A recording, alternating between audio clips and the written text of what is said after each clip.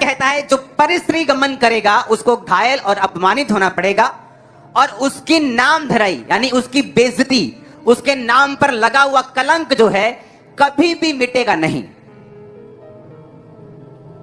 आप जब अन्य जातियों को, यूथ को, लड़कियों को, लड़कों को जब व्यभिचार करता हुआ देखते हैं और आप देखते हैं कि ये उनके लाइफ में नॉर्मल है और आप उन्हीं की तरह उनको फॉलो करना चाहते हैं, वेट, आप आम का पेड़ नहीं, आप अंगूर की बेल हैं और उसकी टहनियां हैं। अगर आप सूखे तो हालत जान लेना। परमेश्वर क्या कहना चाहता है?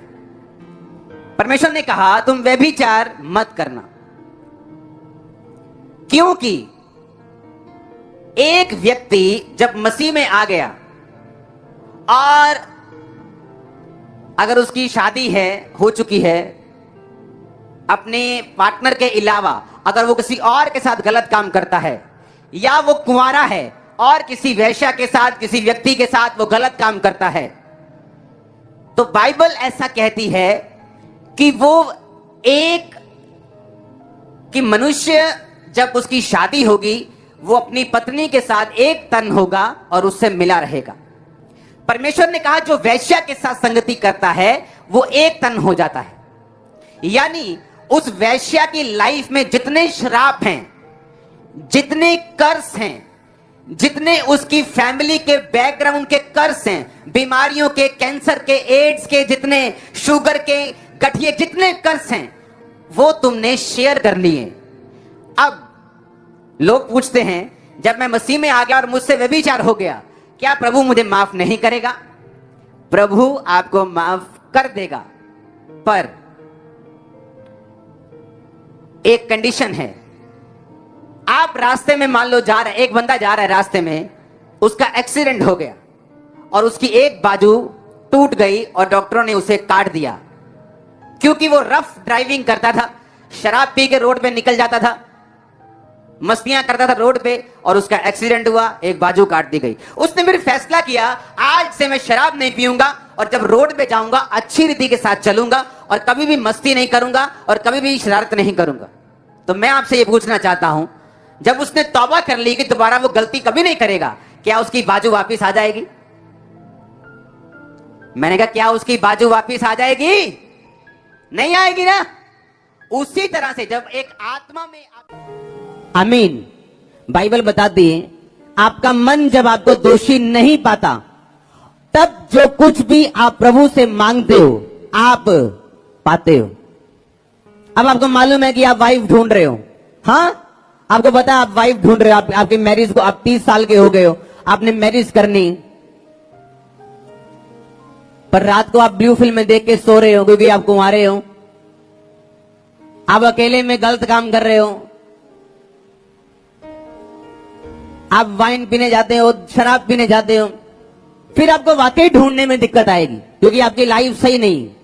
परमेश्वर आपको गाइड नहीं करेगा, होली स्पिरिट आपको गाइड नहीं करेगा, पवित्र आत्मा आपकी अगुवाई नहीं करेगा, बंद हो, आपके कान बंद है। क्यों? पाप की वजह से। वो छोटी सी बीड़ी, वो छोटी सी सिगरेट, वो शराब का एक पैग आपकी अगुवाई खत्म करता जो परमेश्वर ने आपकी करनी। हालेलुया। परमेश्वर ने नूह को बाजू पकड़ के मना नहीं किया था कि दारू मत पी, लिखा उसने दाखरस का कुंड लगाया तो परमेश्वर ने तब भी आवाज नहीं दी कि नूह दाखरस का कुंड मत लगा। उसने दाखरस बनाया तब भी आवाज नहीं आई, दाखरस पिया तब भी प्रभु की आवाज नहीं आई कि मत पी। पर पीने के बाद उसके घर में एक श्राप आया और वो श्राप सदा के लिए काम किया। आज भी वो श्राप काम करता है, जब तक आप मसीह में नहीं आ जाते वो श्राप अभी भी काम करता है नूह के घराने में, सिर्फ एक श्राप की वजह से। जब वो पीते हैं लोग तो अगुवाई खत्म हो जाती परमेश्वर। हालेलुया। आपके रिश्ते में 32 रिश्तों में रुकावटें क्यों है? ऐसा नहीं होता कि 32 रिश्ते आपके ना हो। आपको पहली बात, एक तो शैतान के बंधन तोड़ने, दूसरी बात आपको फ्री होना है और बांध के नहीं रखना अपने आप को कि नहीं जी मेरा यही क्राइटेरिया है, मैं डॉक्टर हूं तो मुझे डॉक्टर लड़की चाहिए। हो सकता है आपको इंजीनियर लड़की मिले और आपको डॉक्टर से भी अच्छी साथ दे सारी उम्र आपका। आमीन। आपका जीवन साथी जब परमेश्वर की ओर से पैदा होते हैं आपकी लाइफ नीचे स्वर्ग होती। अगर सही मैरिज लाइफ कंप्लीट, गलत marriage life finish. Hallelujah.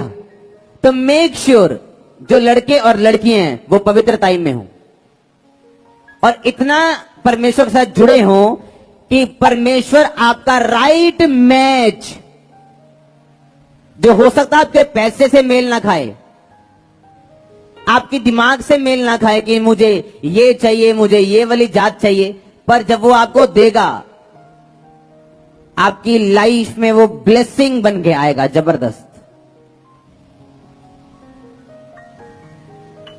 Hallelujah. मेरी ये प्रेयर है कि आज जितने लोग इस वचन को सुन रहे हैं, आपके रिश्ते स्वर्ग से आपके फैमिली में एंटर करें। आज स्वर्ग से परमेश्वर आपको रिश्ते देकर आमीन ऊंचे। चर्च अपने हाथों को उठाओ जिनकी मैरिजेस होने वाली अभी हुई नहीं, उठाओ अपने हाथों को। प्रभु यीशु मसीह के नाम में हर एक रुकावट जो जिसका कारण पाप है या शैतान है या कोई भी चीज है या ह्यूमन एरर है, वो आपकी लाइफ को छोड़ के जाए। अगर आमीन ऊंचा, ये बरकत आपकी है। मैंने कहा अगर वो आमीन ऊंचा, ये बरकत आपकी है। चर्च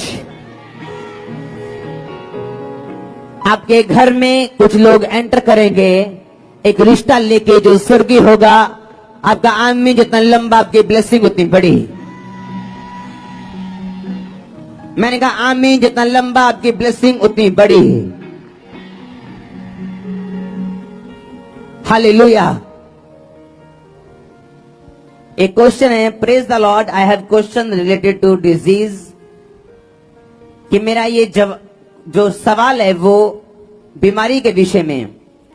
क्या हमारी सारी बीमारियां जो हमारे शरीर में पाई जाती हैं, उनका ना जाना हमारी प्रार्थना करने के बाद भी, विश्वास करने के बाद भी, क्या हमारी उसके लिए पिछली बुराइयां जिम्मेवार हैं?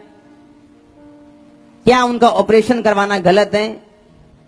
क्या समय लग जाना उस बीमारी को जाते टाइम हमारे विश्वास का ना होना उसके कारण है? मैं दुनिया और अपने परिवार की बातों से तंग हूं क्योंकि वो मेरे विश्वास को कम बताते हैं। बाइबल बताती प्रभु यीशु मसीह जब एक जगह जा रहे थे और परमेश्वर ने एक अंधे को दिखाया अपने चेलों को, और उस अंधे को चंगा किया, और चेलों ने पूछा परमेश्वर, जिस अंधे को तूने चंगा किया इसके घर वालों ने पाप किया था या इसने पाप किया था कि ये अंधा जन्मा? परमेश्वर ने क्या बोला? क्योंकि ये थ्योरी थी कि हर बीमारी जो है वो पाप की वजह से आती, पर ये पूरी तरह से सही नहीं। बीमारियां पाप की वजह से आती हैं, जिस तरह 38 साल के रोगी की लाइफ में थी, और परमेश्वर ने कहा था फिर से पाप ना करना, मैंने तुम्हें अब चंगा कर दिया है, अगर फिर से पाप करोगे तो हो सकता नहीं, तब इससे भी बड़ी मुसीबत में फंस जाओगे। लेकिन उस अंधे को बोला परमेश्वर ने कि नहीं, इसने पाप नहीं किया था, ना इसके घर वालों ने किया था कि ये अंधा जन्मा। कुछ बीमारियां परमेश्वर की महिमा के लिए होती। आमीन। आपका विश्वास कई बार पूरा रहे, कई बार तो भी आपको उस सिचुएशन से होकर निकलना पड़ता है, क्योंकि मैं निकला हूं। अगर मेरा विश्वास अधूरा होता तो जब मैं लोगों पे प्रेयर करता था फिर वो चंगे ना होते, पर मैं खुद अपनी चंगाई के लिए इंतजार करता रहा सालों साल।